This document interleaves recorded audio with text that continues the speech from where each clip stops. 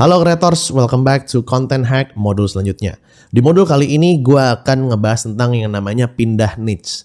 Pindah niche itu penting banget karena kita sadar bahwa kita nggak akan selamanya jadi content creator yang laku terus. Sehingga kita harus berinovasi. Nah tapi ada istilah, kalau misalnya kita nggak inovasi kita mati. Tapi kalau kita salah inovasi kita juga mati. Nah gimana caranya biar kita bisa berinovasi dan kita nggak salah inovasi? Langsung masuk ke modul. Kalau lu jadi content creator ya, lu wajib banget pinter. Lu wajib banget sadar bahwa kita itu nggak akan selamanya tren terus. Niche yang kita pilih nggak selamanya akan laku terus.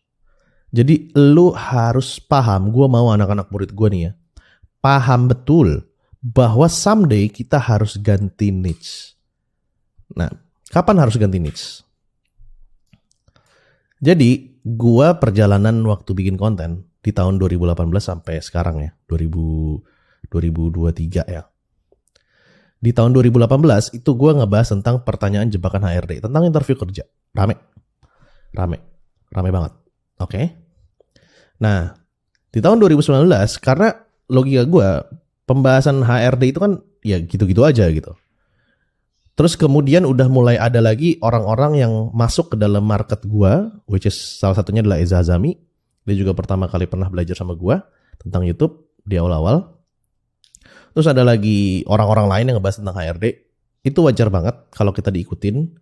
Kenapa? Karena ya namanya orang ngeliat ada cuan di situ, ada attention di situ, ya disikat lah pasti. Dan itu sah-sah aja dalam dalam persaingan lah, dalam persaingan. Nah, alhasil gue ngeliat skemanya ya. Salah satu Eza, teman gue juga, dia pernah ngobrol sama gue juga. Gue pernah sharing tentang YouTube juga. Dan gue lupa ya dia duluan apa gue. Cuman kebetulan waktu itu gue yang naik duluan lah. Gara-gara si konten 6 pertanyaan jebakan HRD ini. Gue ngeliat si Eza itu memang kerjanya HRD. Jadi gue kan sebagai konsultan HRD dulu kan. Konsultan, gue bikin modul HRD. Pastinya ilmunya dia tentang HRD lebih update daripada gue. Karena dia kerjanya HR, HRD. Alhasil ya udah, gue quit. Gue exit dari niche tersebut. Nah, di tahun 2019, gue fokus ke niche-nya lebih ke self-development dan money. Oke, self-development dan money. Dan akhirnya works juga. Ya kan?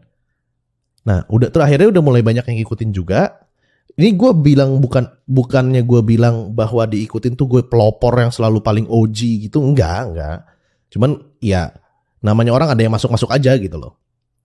Gue ngelihat self development dan lain-lain, dan satu yang gue lihat juga self development ini marketnya menurut gue uangnya kurang seksi, ya kan? Ya cuma dapat views banyak aja, cuman uangnya kurang seksi. Akhirnya tahun 2020 gue fokus ke tentang Instagram. Ya kan? Makanya lahirlah sih kelas yang lama gue, Instagram Hack, di 2020 ini. Jadi di YouTube gue fokusnya ke sini. Oke, di Instagram juga dan lain-lain. Nah, yang ngebahas Instagram makin banyak juga. Akhirnya gue coba switch ke NFT. Nah, gue ngelakuin kesalahan besar di sini.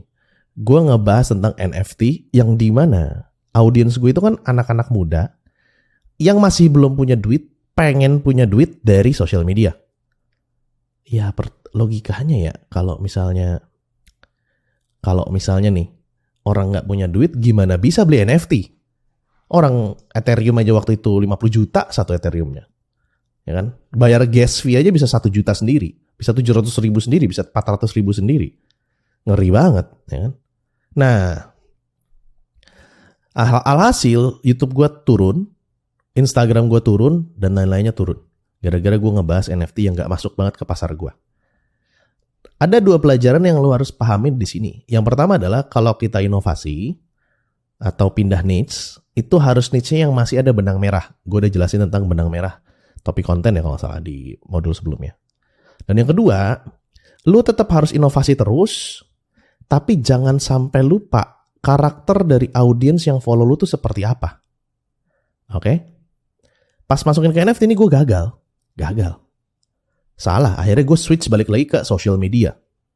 Nah di tahun 2022-2023 ini, pertanyaannya apa nih yang baru? Ya, pantengin aja. Oke? Jadi lu harus tetap keep moving terus-terusan.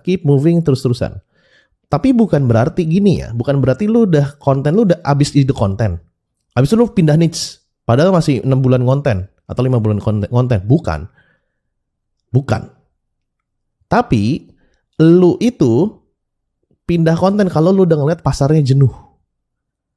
Pasarnya jenuh seperti apa? Lu bisa nge-track sendiri kok. Dari mulai views lu udah mulai menurun, kompetitor udah mulai makin banyak, persaingan udah mulai makin ketat. Lu harus move. Oke? Dan harus sesuai dengan benang merah.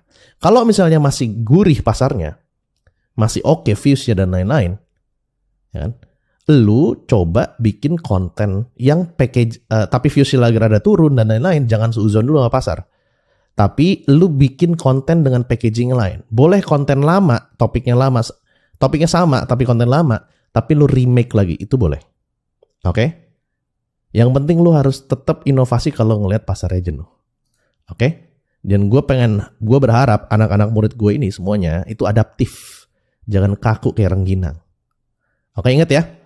Dan kalau misalnya lu bingung apakah pasarnya ini udah jenuh atau enggak, ya lu bisa nanti tanya pas di nongkrong kreator.